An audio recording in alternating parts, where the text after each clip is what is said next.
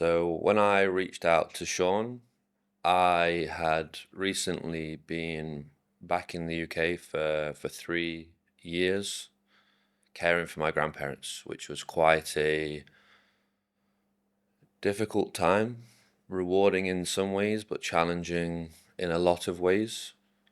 Running alongside that, I'd maintained something that is very important to me, which is a Tai Chi practice.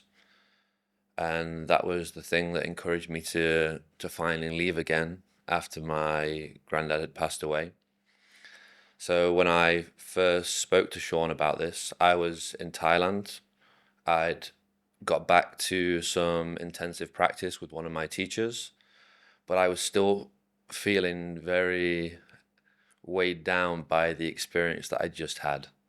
Very honestly, a lot of social anxiety, general anxiety around normal things, which wasn't common for my experience. But I guess I was still feeling a heaviness from something that I'd dealt with. And when I first spoke to Sean, even the first session, we touched on where some of this was coming from and made some headway right there. And we then moved into doing a more consistent practice over the months to follow. Okay, well, a quick run through. So my first proper job after school was in accounts. Started quite low level, moved into an accounts assistant position, looking to eventually become an accountant. But seeing that this lady above me was taking a lot of work home and not necessarily being rewarded from it, um, as I would see was the financial requirement for the stress she was receiving, I moved into sales, which was a lot more um, exciting in some ways, but that also got to the point where it definitely wasn't fulfilling based on how I saw my life going. So I quit my corporate job and went to a kung fu school in China. And that was the start of me choosing a different path, you could say. From there, I found the Tai Chi practice and picked up an interest in trading, first with crypto, then with Forex. And now that is what makes up my life, really. Like, I am focused on my Tai Chi, trading, and training. Gym, three T's. So if things hadn't changed from where I was at the time when I reached out, I would be in um, a state of coming into feeling good when I was specifically doing the things that I really wanted to do and interested me. But then outside of those, I was feeling very empty, a lack of clarity around life and direction. Even though in some ways I was clear, there was a discrepancy between how I was feeling around these things. And if I were to stay in that constant flux, frustration of being happy but not happy, living in some of the most beautiful places in the world and still feeling anxious about very normal things, I feel like I'd have been stuck in thinking there's a lot more to life than I am experiencing.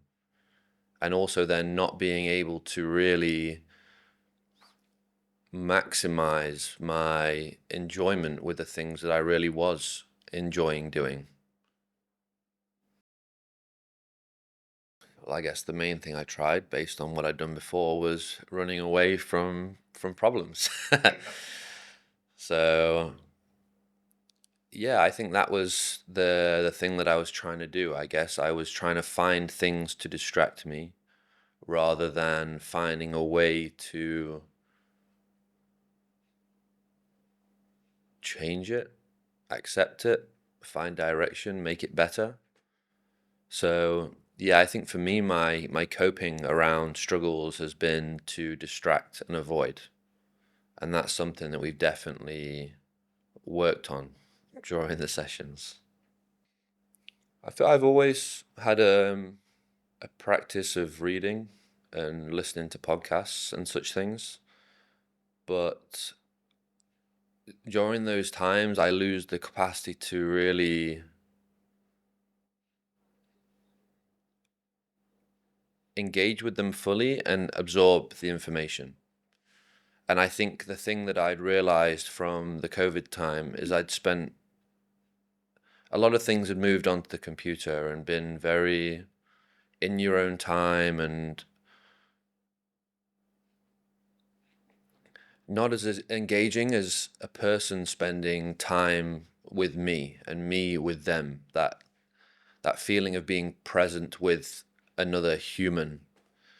And a lot of the things that I was maybe trying to do through screens was losing its hold on my attention. So even though there was probably some useful stuff in there to work with, I feel like I was lacking the ability to engage with that form of content. So it was no longer working in the way that it maybe had done in the past to help me find new ways to deal with things. So I've known Sean for a few years now, and I know the journey that he's been on himself to transform in many ways. And there's something in that not everybody is capable of. And I guess when you're looking for a means to transform self, it makes sense to reach out to somebody who has already transformed in different ways and not just words to make claims. I saw it for myself over the time that I was living in Bali before, over seeing the social media presence while I was away, and then through then rekindling the relationship and hearing the deeper levels of transformation that he'd made. I guess it really all combined to being or allowing faith to be put in that situation that I could then also transform in that environment.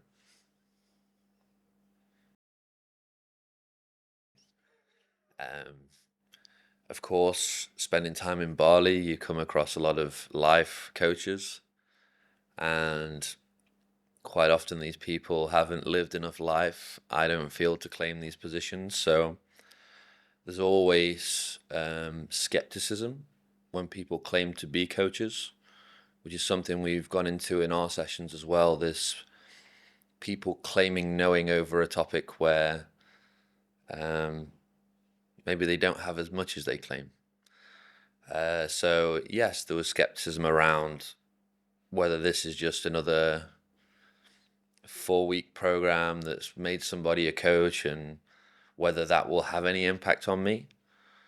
But as I mentioned before, the first session really blew my mind in how deep we accessed me. And I guess that really is a testament to the work that's being done here. I have to say I felt very comfortable with the vibe because I'll be different to some people in that I already spent some time with Sean, so I knew that we had a way of relating and that there was fun to be had alongside the serious work. The voice helps a lot.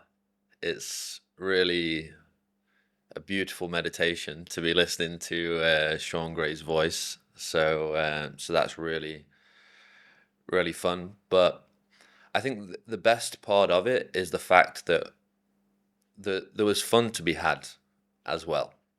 That's an important part for me because there's some really deep and serious work that's being done. So to be able to say something I maybe don't quite mean and have a little laugh in the middle was really um, fun to engage in around the more serious stuff. And I think, especially for me, that then helps it to go even deeper. It's a whole range of experiences in there. It's not just right. This is the serious work that we're doing. It's an open space to allow things to come up and to enjoy it, as well as looking more deeply at those more serious aspects of self. So when it comes to allowing myself to be vulnerable in those sessions, I'd say a lot was around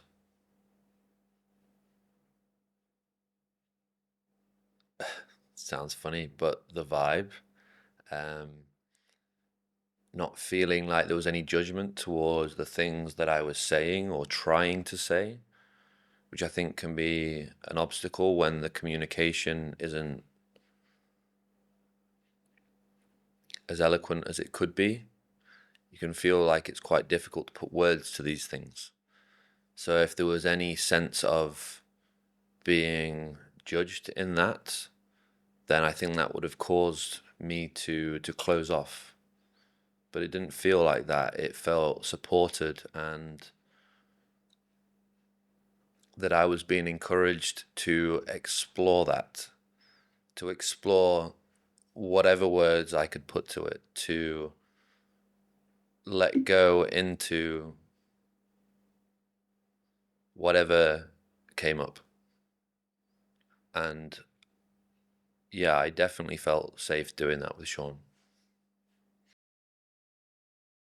So the coaching was definitely varied in its approach. I would say initially it was a lot softer, which is probably what I required to create some space around those feelings that I was having. But there were certainly points where I was challenged and felt that quite directly, which is quite a strong feeling in me. Quite a lot of the big changes in my life have come from somebody questioning what I think, or what I think I want to do. Um, but the placement of that is obviously important. So you had a wide range of approaches there, from soft to challenging to direct to accountability. Even outside of the sessions, there was times where I'd be too passive with my responses, or not, maybe avoiding something, not being direct, and I was challenged on that. And I knew it was coming from a place where it was helping me to figure something out. And then we figured out why that was so, and that was a really valuable approach to figure things out for me, to be challenged, to be supported. um yeah, many different approaches to really get into different areas of me, I guess.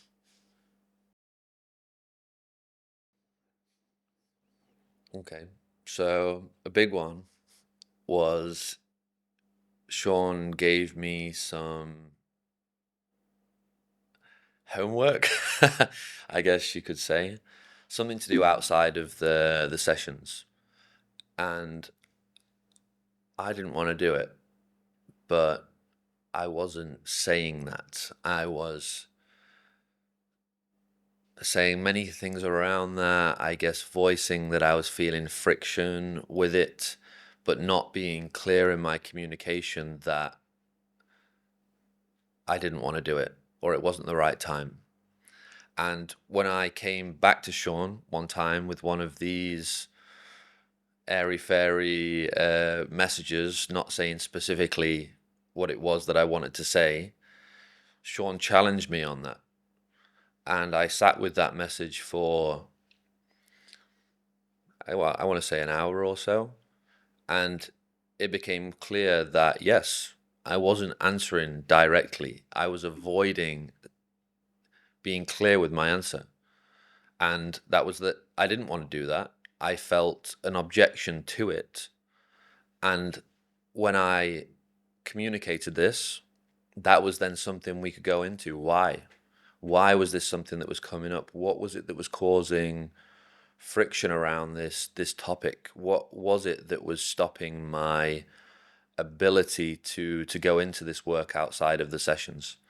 And then that in itself became something that we used to then explore that more deeply. And that was powerful. So the process, as I remember it or understand it, felt like allowing me to use the words that I had to express something, and then exploring that with a feeling or emotion inside of me, and spending time with that thing, and allowing that part of me to then give me the answers. It was very interesting to observe how Sean wasn't giving me answers. He was prompting me to find things inside of me, which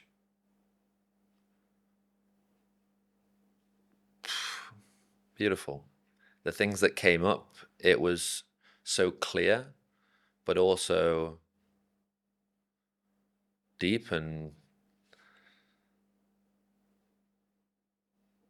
amazing that the answers could come from me, I guess is what I am trying to get across there. So you remember back in the day when you had an old computer and it would start to slow down. The idea is, I guess, it was cluttered and things were all over the place, and you run the defrag refrag system program, and it starts to categorize all these things and put them back into a place where it allows the space, I guess, for the speed or the optimization to come back into the computer. That's what it felt like with this work.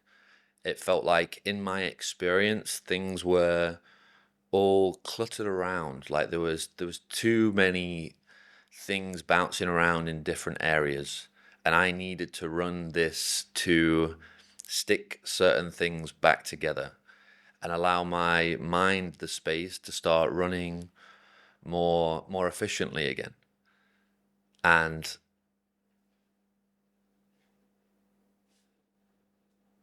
the optimization, I guess, came back into my experience from prioritizing and reallocating these different things.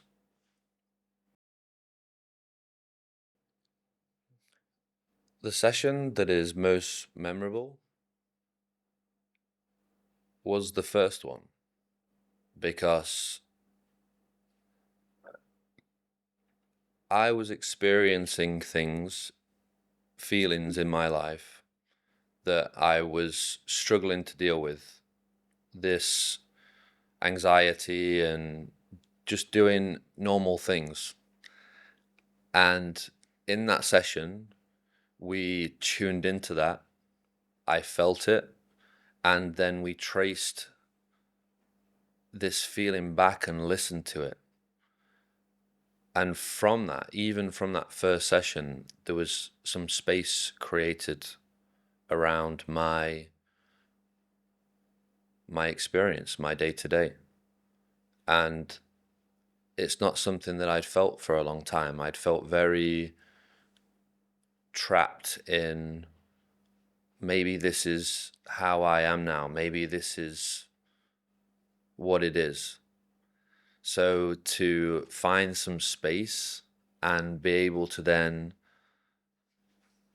go back to feeling more like me, that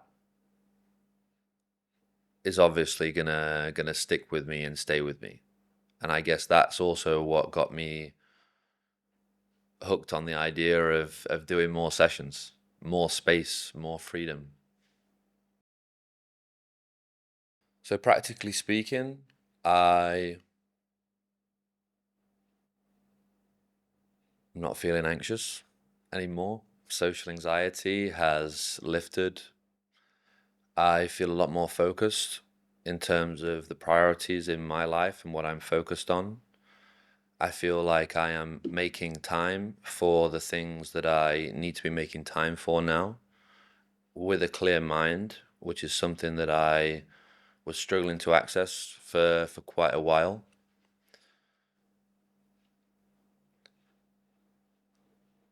It feels like the first time I was encouraged to journal, it allowed me to get things out of my mind and prioritize based on what I could see in front of me. That's what it feels like has happened again. I am more clear on what I am prioritizing, where that is coming from, the restrictions that I was having on approaching these things, and the limiting beliefs around what I could achieve and where I was going. So I have more clarity, freedom in terms of trusting in what I am looking to pursue is worth pursuing again. I'd lost some faith in that what I was trusting in was going to yield rewards, or that it was going to provide me what I needed. And now I have a newfound feeling and faith in that practice, that if I apply myself to my processes, that where I am going to end up is the place where I want to and should be.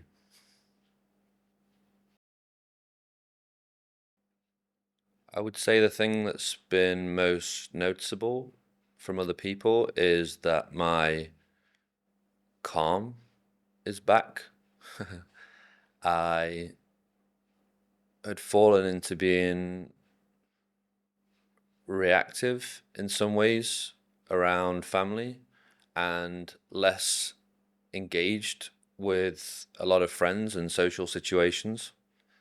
And now I feel comfortable to be back and present, and that calmness, that peace is observable, I guess you could say.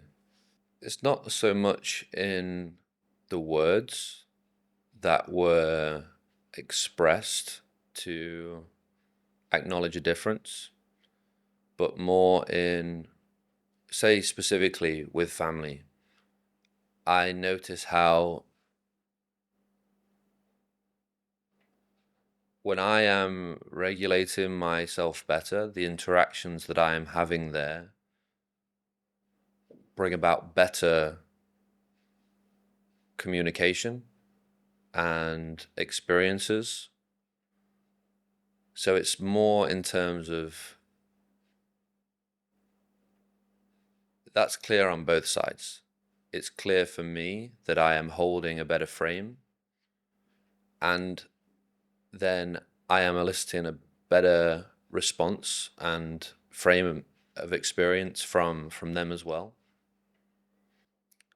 So I would say from the work that we've doing, by being more clear on what it is that I'm focusing on, I've managed to then align a lot of other areas of life with that, which, say, as an example, drinking less.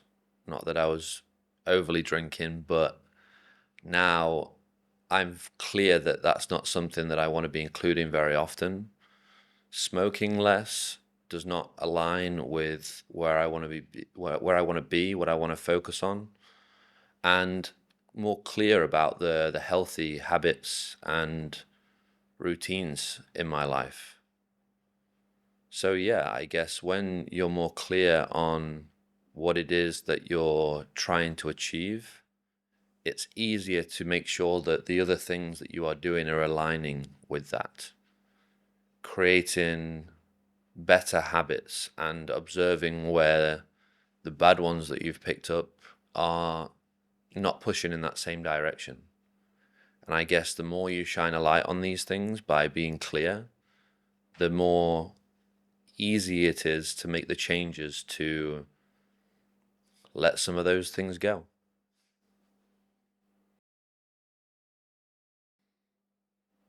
In recent years, I had shifted to trying to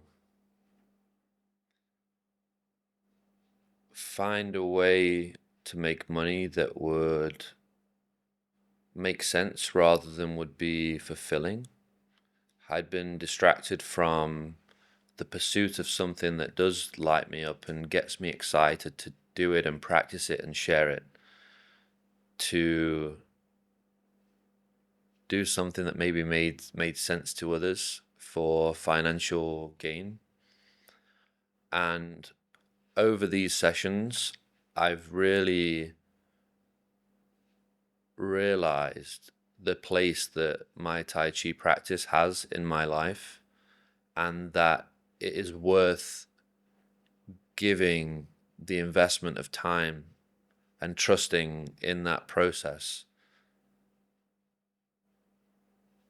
to become whatever it can be, to not limit that, to not question it in terms of what it might be or become, and to give that my time and financial investment and trust that the place that that is going to take me is more worthwhile than anything that might make sense to other people. So for the last couple of months at least, I've been feeling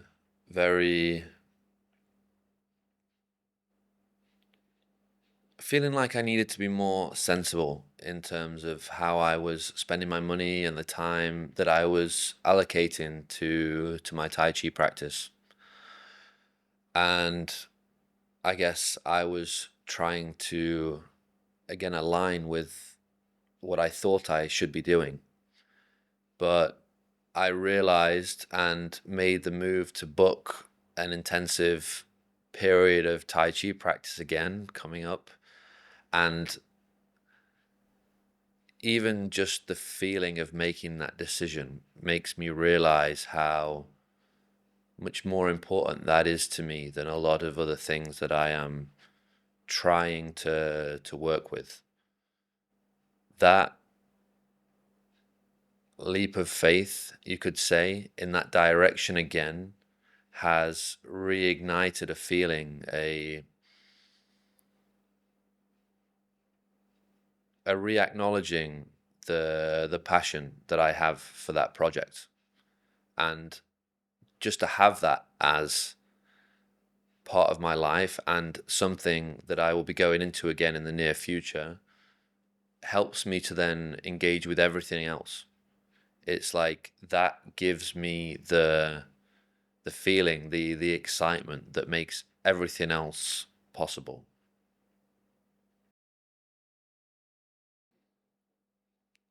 Investing money to improve self is definitely worthwhile.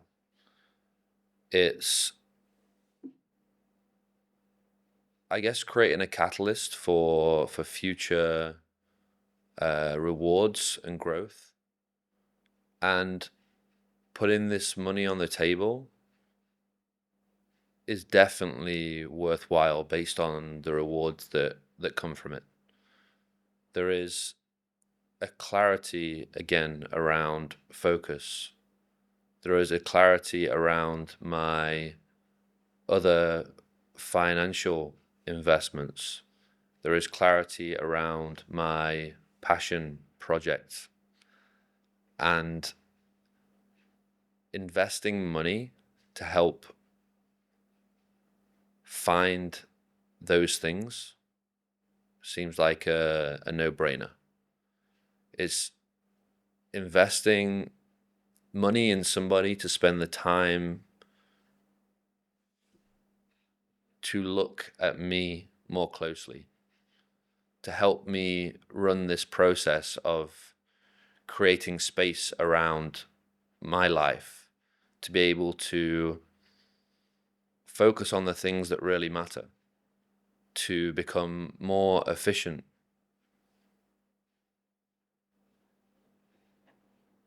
Yeah, no brainer.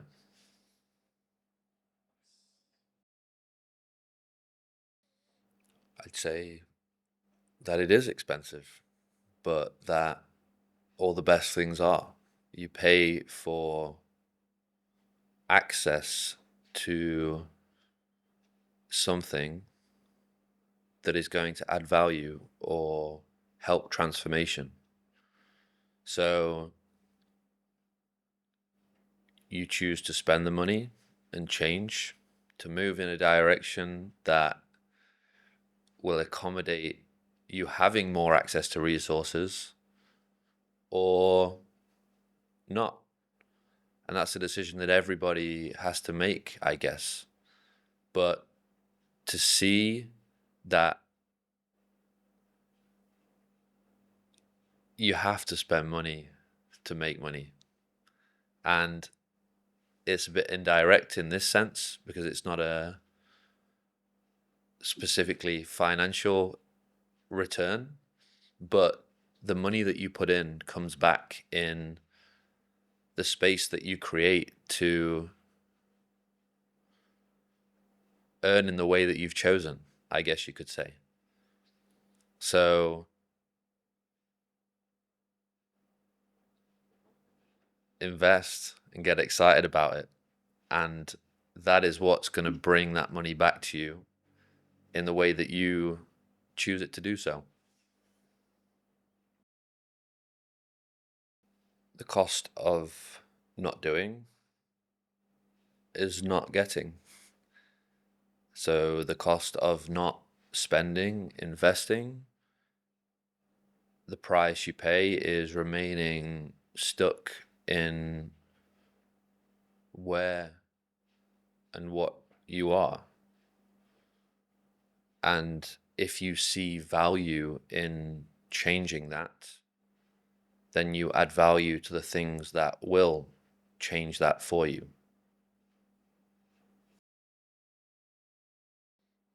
I feel like everybody could thrive in this work.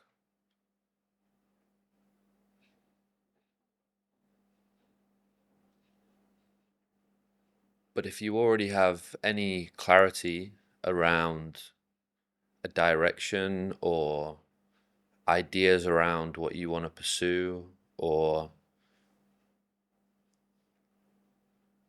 even just a sensitivity to self, an ability to look within, then that is where the answers are coming from. So if that's something that you're tuned into or have an inkling into, then I feel like the experience will be supercharged. If you're willing even to look at self and to feel what comes up and be honest, there is a lot of value to be had from this practice. It's not who shouldn't work, but I guess if you're not willing to look at yourself and you're expecting the answers to come from somewhere else, then maybe it's not going to work for you until you allow some vulnerability there. And yeah, you've got to trust the process. You've got to trust what you're feeling and the answers that are coming up for you. And if you can't do that, then maybe there's going to be some restrictions there. Maybe it takes longer. I don't know. Fall forwards, fall backwards, make a decision. um,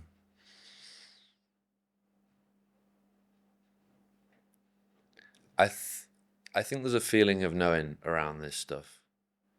Like if you're on the fence, you probably know already that there's some value to be had,